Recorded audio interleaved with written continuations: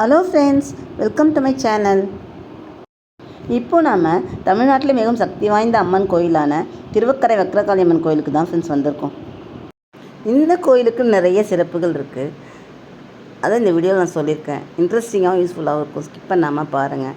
அதுக்கு முன்னாடி யாராவது சுப்ரியா தமிழ் சேனல் சப்ஸ்கிரைப் பண்ணாமல் பார்க்குறீங்களா? சப்ஸ்கிரைப் பண்ணிவிட்டு பாருங்கள் ஃப்ரெண்ட்ஸ்.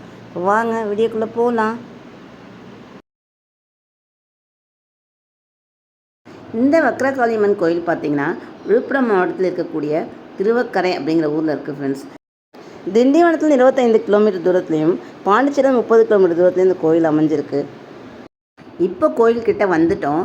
வாசல்லே பார்த்து இந்த மாதிரி பேனர் வச்சுருக்காங்க. 30/4/2026 வியாழக்கிழமை சித்ரா பௌர்ணமி ஒட்டி பால்குட அபிஷேகம் நடக்கும்னு போட்டிருக்காங்க. எப்பயுமே இந்த கோயிலில் பார்த்திங்கன்னா பௌர்ணமியும் பயங்கர விசேஷம் இருக்கும். அமாவாசை பௌர்ணமிக்கெலாம் வக்ர காளியம்மன் என்பது காளியம்மனின் சக்தி வாய்ந்த வடிவம். வக்ராசுரன் அப்படிங்கிற அசுரன் அழிப்பதற்காக இந்த காளியம்மன் அவதரித்ததாக கூறப்படுது. இங்கு அம்மன் மிகவும் கொடூரமான தோட்டத்தில் இருந்தாலும் பக்தர்களுக்கு அன்பும் பாதுகாப்பும் அளிப்பவளாக இருக்காங்க.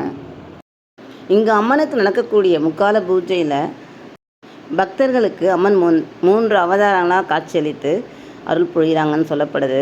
காலை வேலை பூஜையில் பார்த்திங்கன்னா துர்க்கை அம்மனாக காட்சியளிக்கிறாங்க, சக்தியை கொடுக்குறாங்க. மதிய பூஜை காலத்தில் லக்ஷ்மி அம்மனாக இருந்து வேண்டிய செல்வங்களை கொடுக்குறாங்கன்னு சொல்லப்படுது. அந்தி பூஜையில் சரஸ்வதி தேவியாக நமக்கு காட்சியளித்து நல்ல கல்வி வளத்தை கொடுக்குறாங்கன்னு சொல்லப்படுது. அது மட்டும் இல்லாமல், அதாவது மனிதன் மனதுக்குள்ளே நமக்குள்ளே வரக்கூடிய மனசுக்குள்ளே தோன்றக்கூடிய வக்கரங்களை அழித்து அமைதியை தரக்கூடிய அம்மனாக காட்சியளிக்கிறாங்கன்னு சொல்லப்படுது. அது மட்டும் இல்லாமல் ராகு கேது தோஷம் நீங்க சிறந்த பரிகார தலமாக கருதப்படுகிறது. அமாவாசை பௌர்ணமி தினங்களில் வேண்டுதல் வைத்து இந்த அம்மனை நினைச்சு துதிச்சோம்னா திருமண தடை நீங்கி விரைவில் திருமணம் நடக்கும்னு ஒரு நம்பிக்கையும், பிள்ளை பேர் ரொம்ப காலமாக இல்லாதவங்களுக்கு சீக்கிரம் குழந்தை பேர் கிடைக்கும்ன்ற நம்பிக்கையும் இங்குள்ள அனைவராலும் சொல்லப்படுது. இந்த கோயிலின் கட்டிடக்கலை சிற்பக்கலை நமக்கு பழங்காலத்தோட பெருமைகளை எடுத்துரைக்குது. இந்த தலம் 1000 ஆண்டுகள் பழமையான தலம்னு கூறப்படுது. அமைதியை தரக்கூடியவராக சந்திரமௌலீஸ்வரர் காட்சியளிக்கிறாரு. இந்த கோயில் இன்னொரு சிறப்பு என்னன்னு பார்த்தீங்கன்னா, நம்ம மற்ற கோயிலெலாம் போய் பார்த்தோம்னா முதல்ல கொடிமரம் இருக்கும், அப்புறம் நந்தி இருப்பாங்க, அதுக்கப்புறமா அம்மன் ஈஸ்வரன்லாம் இருப்பாங்க. ஆனால் இந்த கோயிலில் முதல்ல இடம் பெற்றிருப்பது வக்ரகாளி அம்மன் தான். அவங்கள தரிசிச்சுட்டு தான் நம்ம மற்ற சாமிகளை போய் பார்க்க முடியும்.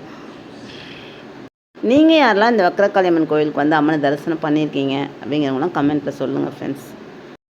இந்த ஊர் திருவக்கரைக்கு இந்த கோயில் மட்டும் ஒரு சிறப்பான விஷயம் கிடையாது. இன்னும் ஒரு தேசிய கல்மர பூங்கா, அதாவது நேஷ்னல் ஃபாசில்ஸுங்கிற விஷயமும் இந்த ஊரில் இருக்குது. நிறைய மரங்கள் கல்லான சிறப்புகள் இருக்குது. கல் மரங்களை இங்கே பார்க்கலாம்.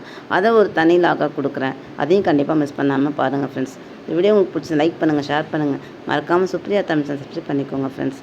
அடுத்த வீடியோவில் சந்திக்கலாம். பாய். தேங்க்ஸ் ஃபார் வாட்சிங்.